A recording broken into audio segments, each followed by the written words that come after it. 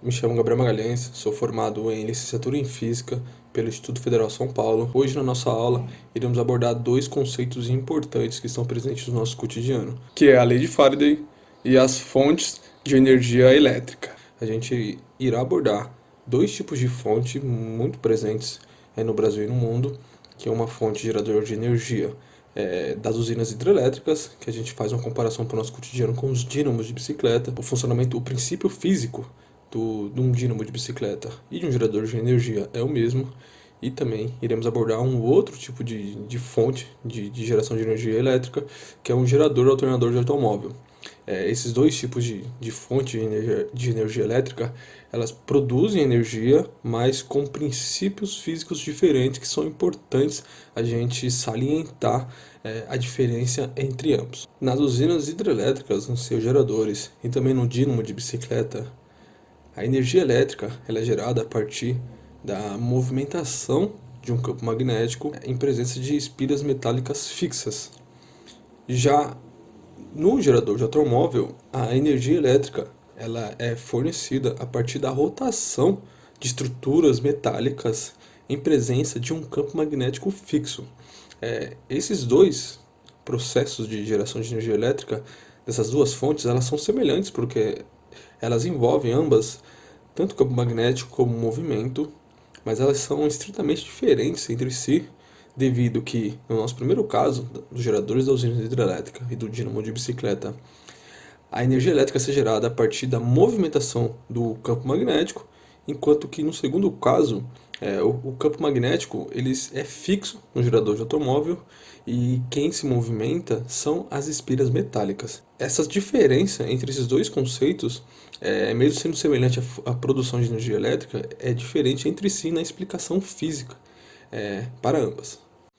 Podemos caracterizar duas formas distintas das diferenças presentes nos dois processos de geração de energia elétrica.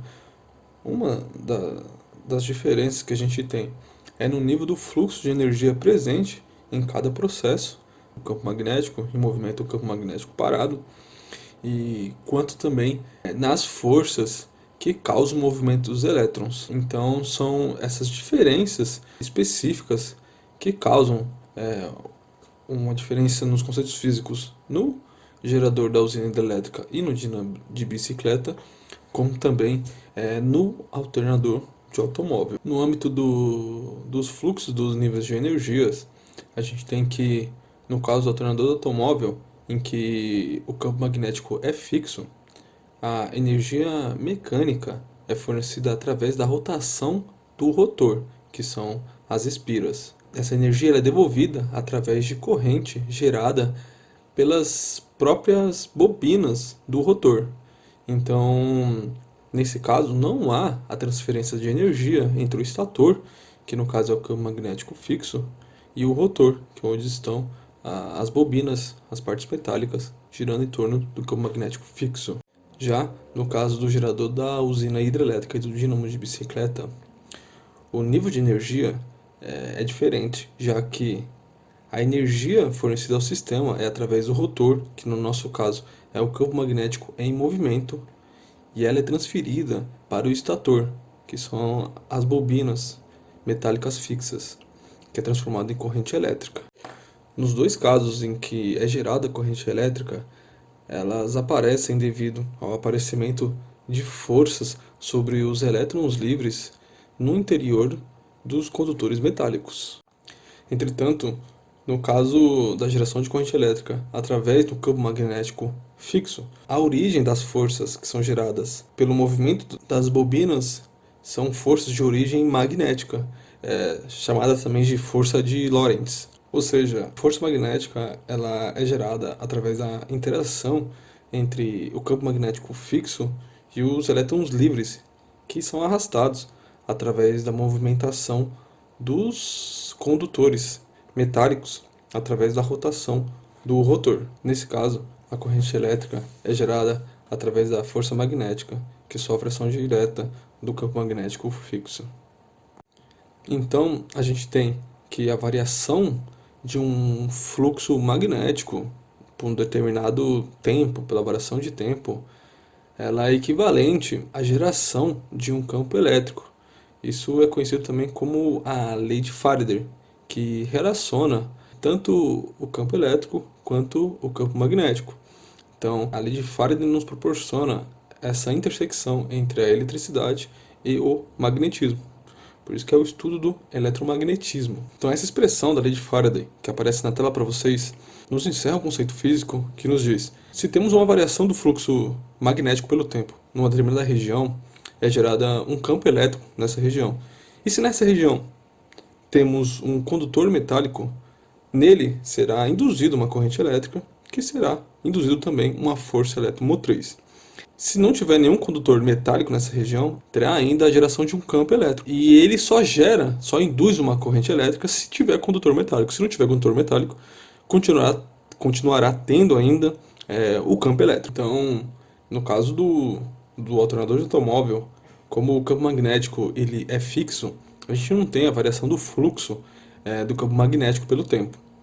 Mas a gente tem que, enquanto o rotor, que são os condutores metálicos, se movimentam, a gente tem a variação desse espaço na presença de um campo magnético fixo.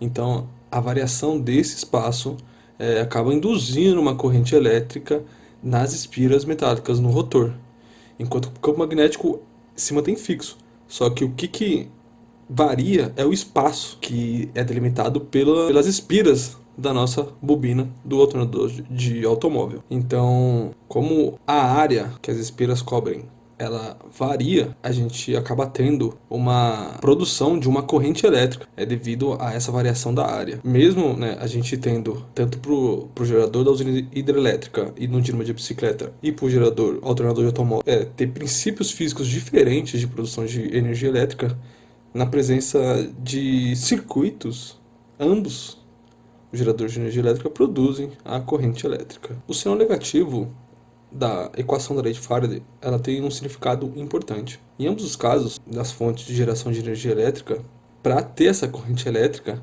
é importante ter o fornecimento de energia e a continuidade desse fornecimento. No caso do dínamo de bicicleta, esse fornecimento de energia é através do contato do eixo do rotor, do ímã, com a roda em movimento. Já da usina hidrelétrica, é necessário o fluxo contínuo de água para fazer a movimentação das pás da turbina movimentarem o motor gerador.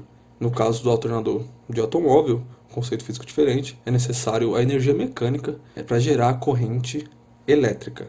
Nesses três casos, se a gente não tem a movimentação, o fluxo da continuidade dessa movimentação, seja no dínamo da roda parada, ou se as pás da turbina elas pararem, ou se não houver a energia mecânica para fazer o motor alternador girar, não haverá a corrente elétrica. Então temos que quando um campo magnético móvel varia com o tempo, é produzido na região do espaço um campo elétrico.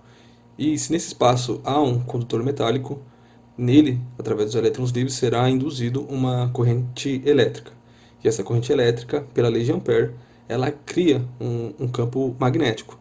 Então, esse sinal negativo da lei de Faraday, ela demonstra que o fluxo magnético gerado pela corrente elétrica induzida do condutor, ela é contrária ao movimento do fluxo magnético em movimento, gerado pelo rotor. No caso do alternador de automóvel, a gente tem que, como são as espiras que giram, o campo magnético delimitado pelo esse espaço que varia, acaba produzindo uma corrente elétrica induzida. E essa corrente elétrica, ela acaba tendo um certo sentido que, para satisfazer essa lei de Faraday, desse sinal negativo do fluxo magnético, o campo criado por essa corrente induzida acaba tendo um sentido contrário a essas linhas de campos nesse espaço delimitado que varia, o que acaba também correspondendo ao princípio de conservação da energia também. Para compreendermos melhor se essa diferenciação de conceitos físicos ficou bem clara para vocês, a gente irá realizar alguns exercícios para poder compreender o nível de entendimento desses dois preceitos físicos. Então, o nosso primeiro exercício, que está na tela, a gente tem 6 situações problemas e a gente vai identificar se tem um campo elétrico nessas situações, se sim ou não, e se tiver, explicar a origem desse campo. Vamos lá. Na primeira situação, a gente tem um fio com corrente alternada e está parado em relação ao chão, certo? Então, tem campo elétrico na situação? Nesse caso, a gente tem. A gente tem não só um, como dois campos elétricos. Esses dois campos elétricos, eles são...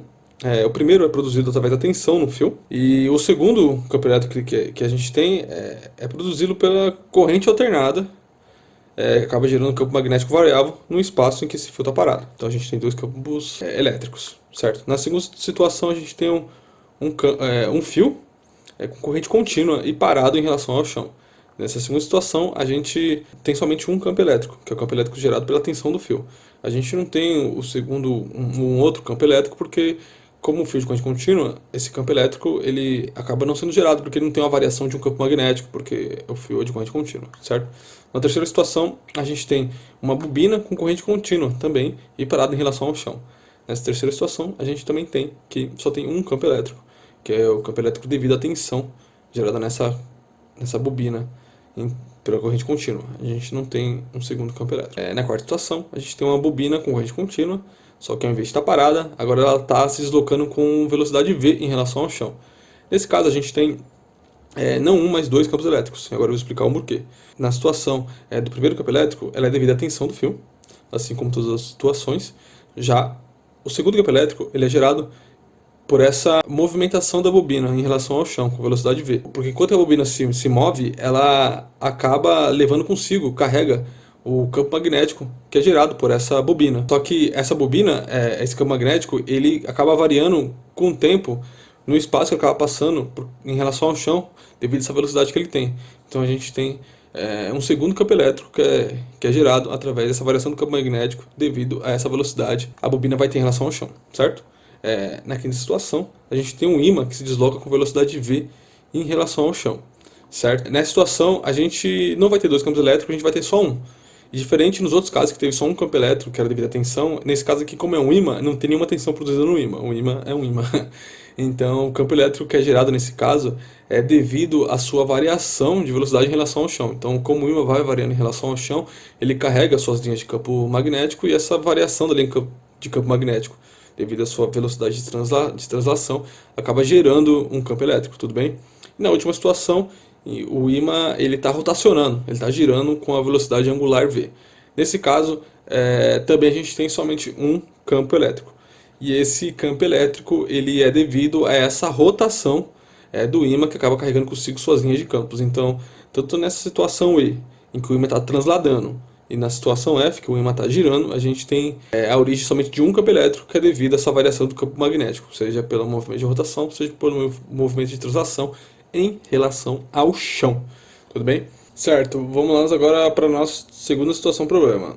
Na situação, o enunciado nos diz o seguinte, conforme a tela. Quando empurramos o ímã na direção de uma espira, demonstrada aí na tela, o agente que causa o movimento do ímã vai sofrer sempre a ação de uma força resistente, o que irá obrigá-lo a realizar um certo trabalho a fim de conseguir efetuar o movimento desejado.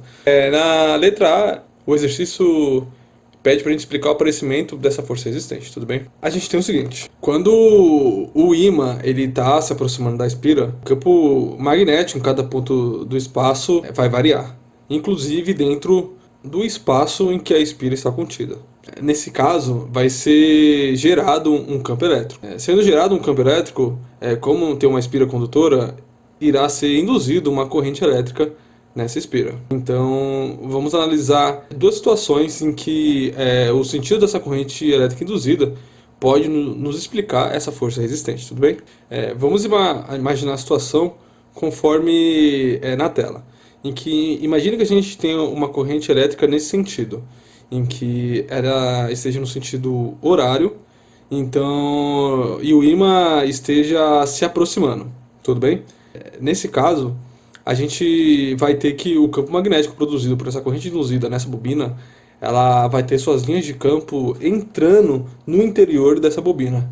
E nesse caso, caracteriza como se fosse que a face dessa espira voltada para o ímã se aproximando seria equivalente a um polo sul, porque como eu tenho um ímã vindo se aproximando, essa corrente induzida tem esse sentido, acaba gerando um campo magnético com as suas linhas de campos, utilizando a regra da mão esquerda, entrando dentro do interior da espira. Nesse caso, o ímã ele vai ser atraído por essa face da espira. Então, quanto maior a velocidade que a gente tiver do ímã se aproximando dessa espira com esse sentido da corrente, maior será a atração do ímã e a face dessa espira. Isso acabaria nos deixando em certa dificuldade, porque significaria que a energia estaria sendo criada do nada, porque você tem o ímã se aproximando da espira, e se a espira tem esse sentido da corrente, tem uma energia que vai atrair esse ímã, mas essa energia é causada pelo quê? Ela não tem uma explicação. Então vamos considerar um segundo momento.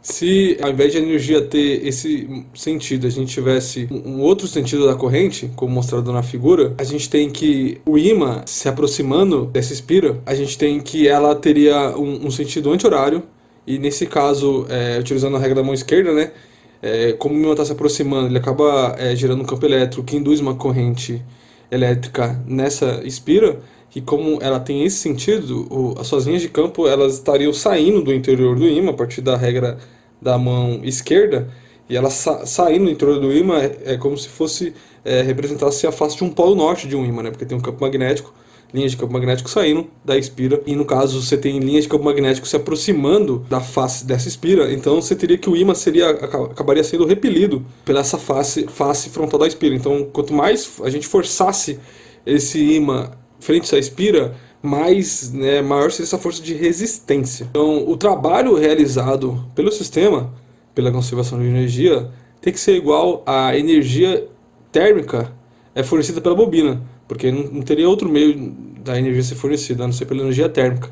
Então, a bobina iria se esquentar à medida que, quanto mais trabalho realizasse, para forçar o ímã se aproximar dessa bobina, e maior seria essa energia térmica da bobina, tudo bem? Caso a gente afastasse o ímã, a gente teria uma situação em que o ímã seria uma atração em vez de um repelimento, e nesse caso a corrente elétrica induzida teria outro sentido, utilizando a regra da mão esquerda teria o sentido horário, e nesse caso você teria uma atração desse ímã que está sendo repelido. Faz a conservação de energia, porque a primeira situação em que se aproxima o ímã, você também tem uma corrente atrativa, né? Já nessa segunda situação, em que a gente tem a espira nossa cortada, né, quase em formato de brinco, se a gente aproxima o ímã, a gente não vai ter uma corrente elétrica induzida, a gente não vai ter nem energia térmica, muito menos uma força de resistência na aproximação do ímã.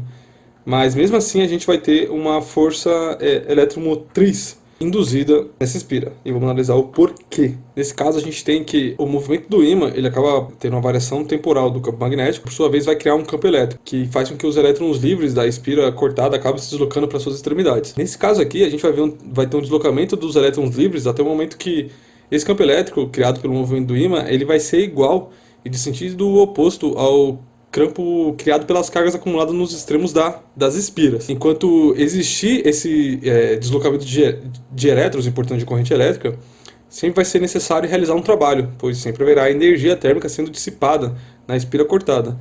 E ao atingir essa situação estacionária, sem deslocamento de elétrons, a corrente acaba se tornando nula e a gente não tem mais energia térmica na espira cortada. Então nessa situação não existe força de resistência sobre o ímã, então podemos deslocá-los sem realizar trabalho. Beleza? Bom, essa foi a nossa aula sobre a lei de Faraday, como que a corrente elétrica é gerada a partir de um campo magnético sobre duas perspectivas, uma sobre um campo magnético em movimento e a outra sobre o campo magnético fixo, utilizando duas fontes de energia elétrica. Uma utilizada nos geradores das usinas hidrelétricas e no dínamo de bicicleta, e a outra utilizada nos motores alternadores dos automóveis, tudo bem? A lei de Faraday requer uma conceituação matemática muito mais rebuscada do que a passada nessa aula, mas fica para uma próxima oportunidade a gente fazer esse aprofundamento e essa análise conceitual mais precisa. É isso, forte abraço